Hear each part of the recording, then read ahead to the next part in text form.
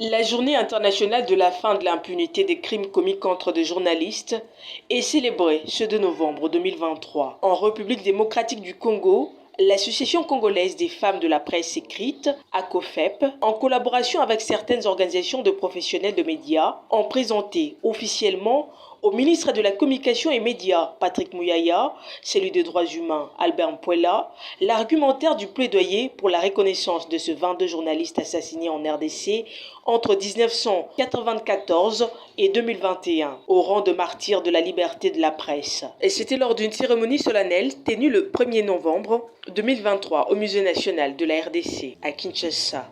Ainsi, dans le cadre de la liberté de la presse, ce fut une manière pour cette association de rendre hommage pour la première fois à ces journalistes reconnus assassinés en RDC. Après avoir fait une ronde pour jeter un œil aux différents clichés de ces journalistes dont il était question lors de cette activité, le ministre de la Communication et Médias et son collègue des droits humains ont reçu de main de la présidente de l'ACOFEP, Grace Nguike, l'argumentaire de ce plaidoyer des reconnaissances de ces victimes comme martyrs de la liberté de la presse. Patron du secteur de médias, Patrick Mouyaya, après avoir reçu ce document, a dans son mot de circonstance rassuré de faire parvenir le message acquis des droits au niveau du gouvernement.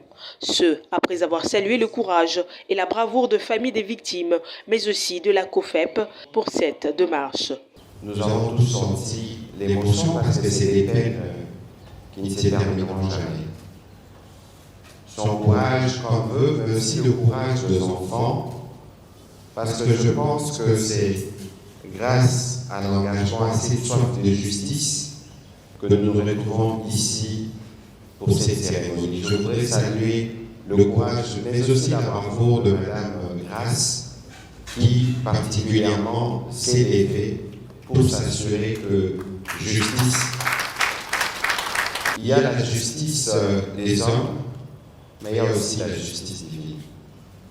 Je crois qu'au-delà de toutes les peines que nous ressentons, de la soif de la justice que nous avons, le contexte du pays est ce qu'il est. Je ne voudrais pas revenir dans les détails de ce qu'ils sont, mais je suis sûr, et je m'adresse à la veuve de Serge Maéché, que le bourreau de votre mari, je suis sûr qu'ils n'ont jamais eu de paix, qu'ils n'en auront jamais. Parce que tout se fait ici-bas et la justice divine prend son temps, mais je vous assure qu'elle agit. Avoir une journée, prendre le temps aujourd'hui de penser à ses confrères qui sont morts dans des conditions tragiques, c'est déjà, de mon point de vue, un début de réponse. Au moins nous y sommes, au moins leurs enfants sauront qui n'ont pas été oubliés. Et je pense que quelqu'un a parlé des cœurs tout à l'heure.